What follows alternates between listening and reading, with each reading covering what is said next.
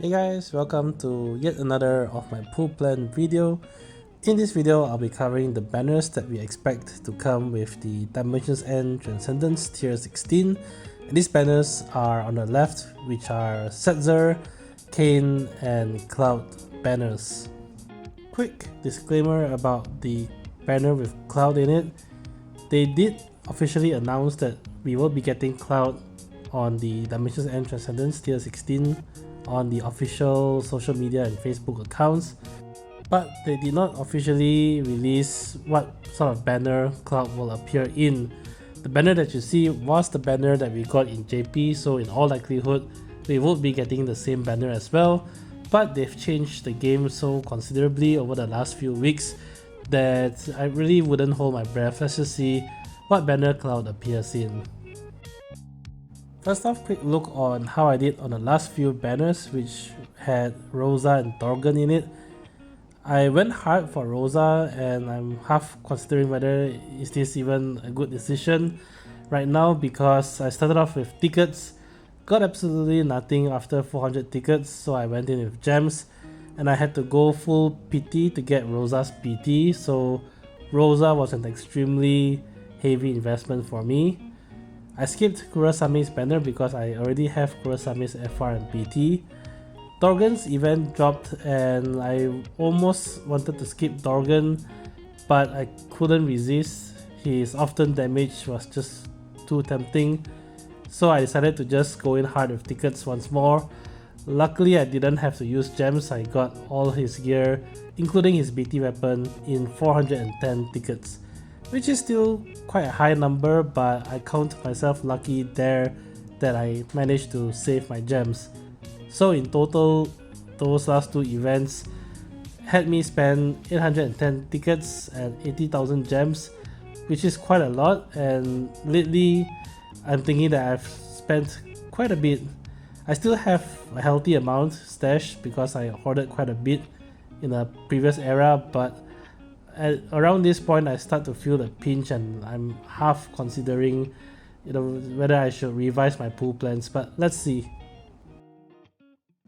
Alright, so going straight into Dimensions End Transcendence Tier 16, this is going to be the final Transcendence stage in GL.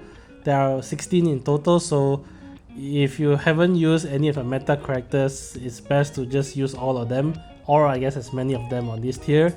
After this, we will be getting a new Dimensions End series.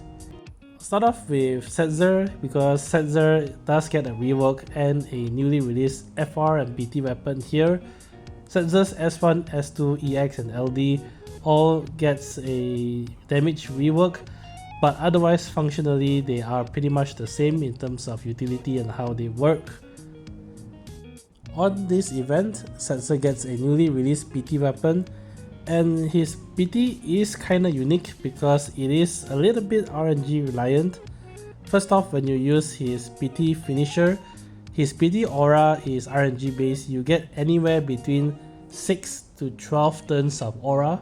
So if you are really unlucky, his PT aura might only last for 6 turns, whereas if you are super lucky, you might get a full 12 turn duration, but you are likely to get somewhere in between most of the time. Part of his PT aura is also a little bit RNG in that other than Quina, Setzer is the second unit that can allow your party members to do the maximum HP damage based on their HP damage cap. However, Setzer's PT only allows you a 70% chance of doing so. Beyond that, his PT aura also provides the party with Brave damage cap plus 20% and HP damage cap plus 30%. Moving on to Setzer's FR. Setzer's FR grants the entire party 6 turns. Himself will get 12 turns of his fixed dice buff.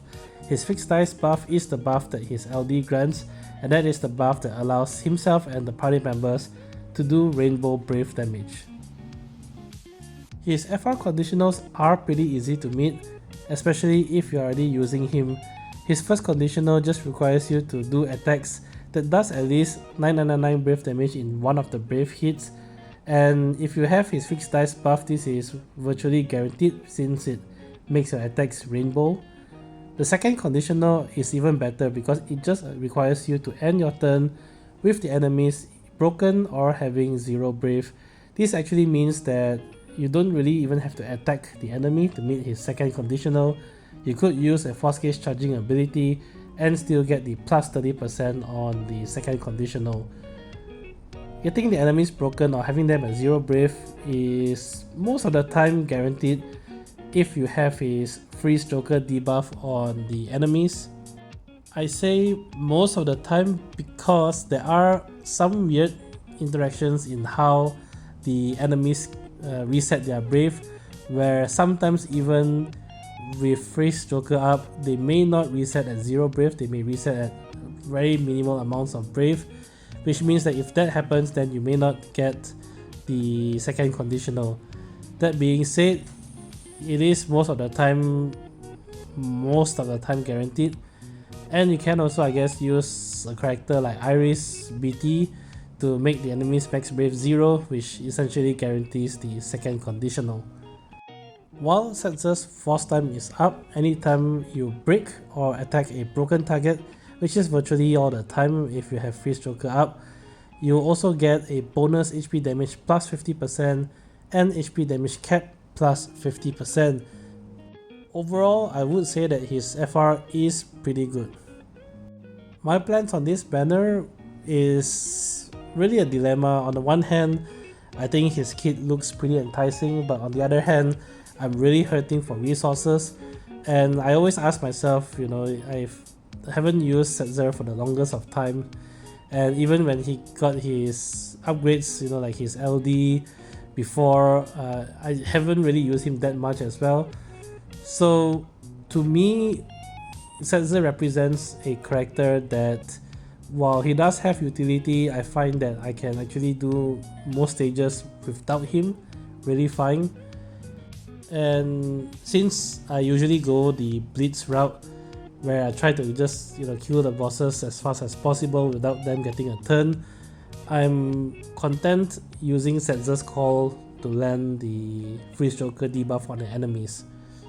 That being said, we do also have to consider that there will be a ticket mission on this stage, but since they are also releasing Cloud, I am not sure at this point. They haven't made any official announcements yet, of course, at the time of this video, but if Cloud can be used for the ticket mission, then I will likely be pulling for Cloud more rather than Setzer, and that's really mainly because I already have Cloud's PT weapon, so it doesn't take a lot to max Cloud out on my part.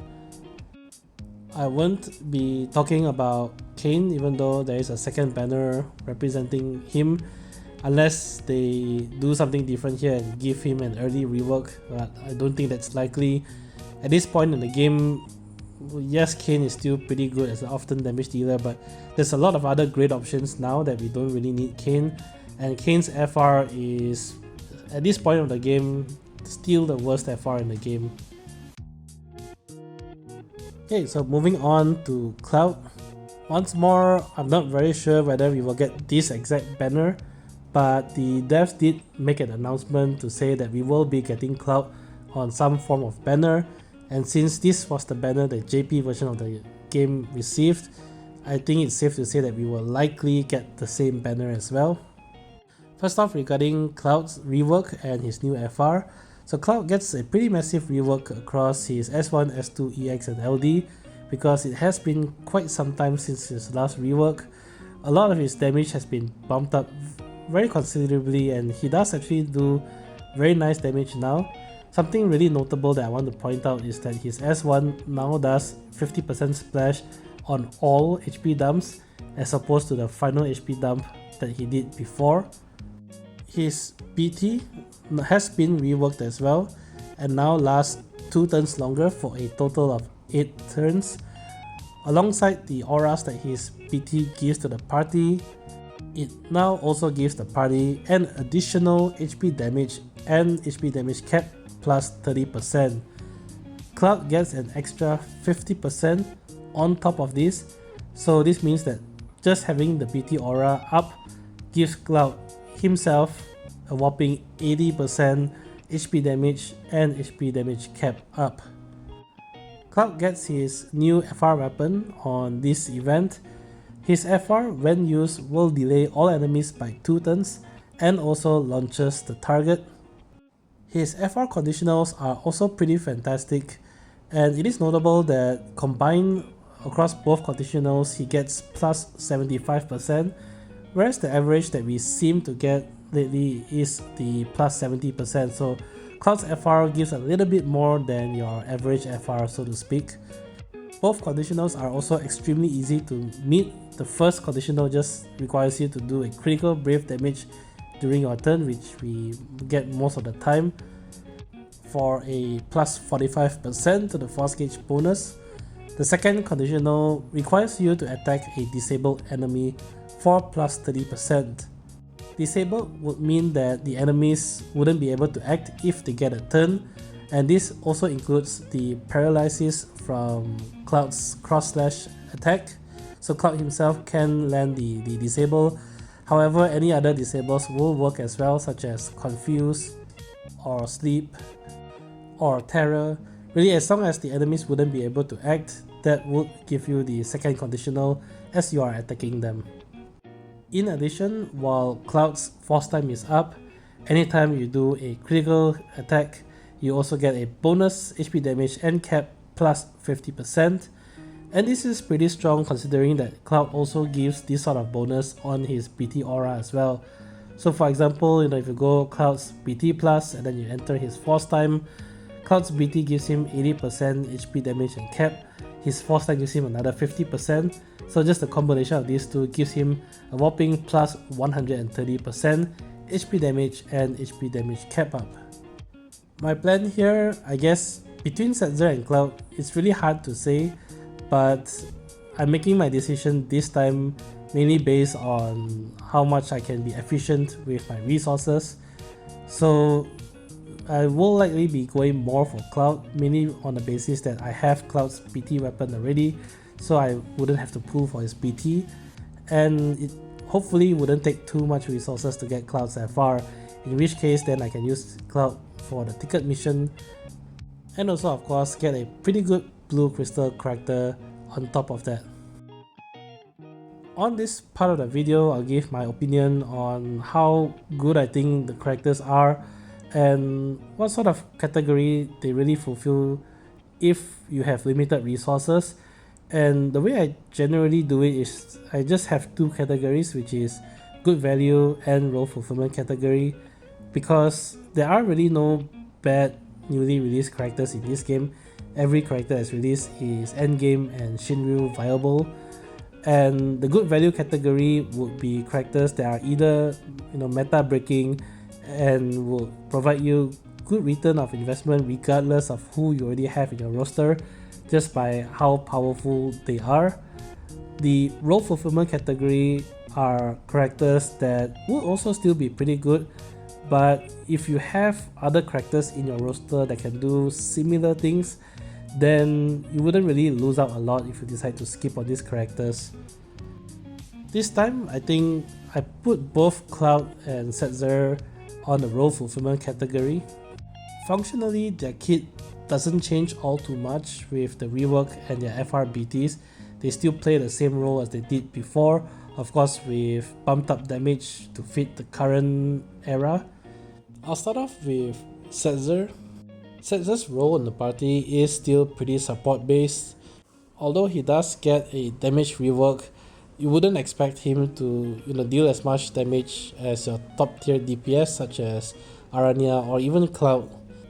However, he does come through by providing the party with decent auras, brave battery, and of course the ability to both maximize and cap out on brave damage and HP damage to boot. He also does have the very valuable Freeze Joker debuff, where it freezes the enemy's brave and therefore allows you protection. And on top of this, his red card has the delay utility as well. That being said, you probably don't really need a lot of his utility. The one that probably jumps out the most would be, I think, his Freeze Joker debuff, because to date that is still a pretty rare utility. Debuff wise, I think only him and Cater can do something like that. And if you are fairly new to the game and you've been struggling to break into the end game and Shinryu content, then I think Setzer is a fairly good pick because the ability for him to automatically maximize both your Brave and HP damage allows you to quickly and easily bypass the heavy defenses that enemies tend to get in Shinryu content. However, if you've played the game for some time, you've probably already then amassed a good variety in your roster, and out of those, many different ways to break through enemy defenses anyway. So in most fights you probably wouldn't need Setzer, and I think a good testament to this is that even after getting his LD, I actually rarely used him at all. I know there are players and other content creators who used him quite a bit when his LD was first released, but even back then I think there are already existing alternatives to push damage through, and in the current era with a wider roster it is even more so. Moving on to Cloud. Cloud has always been pretty decent to strong anytime he gets a rework and a new weapon released. This time is no exception. He is pretty decent. While he faces very stiff competition from characters like Aranya and Estos, and truth be told, I don't think that he is at the same level of damage as Aranya and Estos. That being said, I wouldn't really count his damage out. If properly built around, Cloud actually does very good damage, on top of course allowing additional utility with his LD delays, his S1 paralysis, and his S2 launches.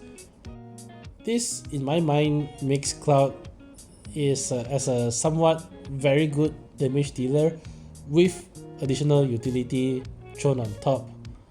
The only reason why I don't put him in a good value category is that across both of these aspects, so the damage dealer, he really isn't, I would say, the best in doing that, and so most of the time you could use the other released damage dealers other than Cloud if damage is what you're looking for. And on the other aspect, the utility that he brings, it isn't very unique utility. You have other characters who can give you delays and paralysis and stuns and all that, but Cloud's allure, I would say, is that he packs all these into one character. So there could be cases where I would say Cloud would be the best bet to bring to the battle. It's just I don't think that this is enough to justify a character going into the good value category. The fact that Cloud gets a massive HP damage cap on his BT aura as well as his force time actually fits in with his kit extremely well. The one thing that people often overlook is the strength of Cloud's BT plus finisher. Cloud's BT plus does 12 HP dumps following the HP damage limit of a BT weapon, which is usually multiple times of a usual HP dump. So if you are at an extremely high force time bonus percentage, Cloud's BT finisher actually does insane amounts of damage. And I am not too sure whether the BT finisher also benefits from HP damage cap up, on the virtue that the BT finishers get their own different HP damage cap. But if they do, then the plus 130% HP damage cap up would further amplify this damage. In the current era anyway, the current Shinryu enemies don't have a lot of HP yet, so using damage dealers like Aranya or Estos is really overkill in the current meta, which means that Cloud as a damage dealer and going to his BT FR and then BT mode would also usually provide you sufficient damage to close out the fight. Overall, on whether would I recommend pulling on these two characters, it's a very difficult recommendation to make on the virtue that there are so many factors that come into play. Assuming that you have resources to spare to pull and to max them out, I would say the decision I think depends really on whether do you think you'll be using them a lot over the next few events.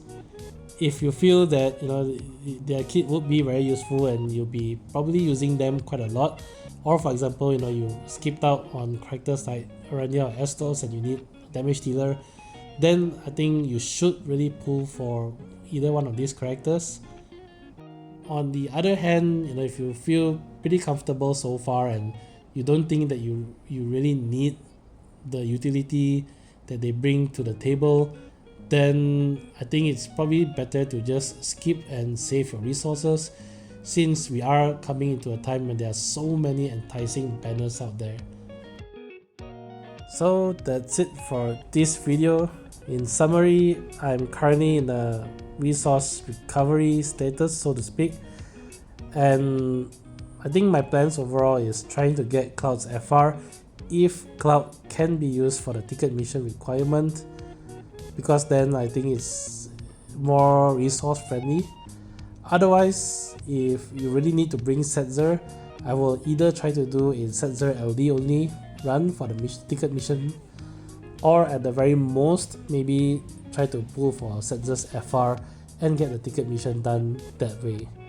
Thanks for watching, and if the video has been helpful and if you like the content, do consider leaving a like, comment and a subscribe, because it really helps a lot. Till then, I will see you guys in the next pool plan video. Bye!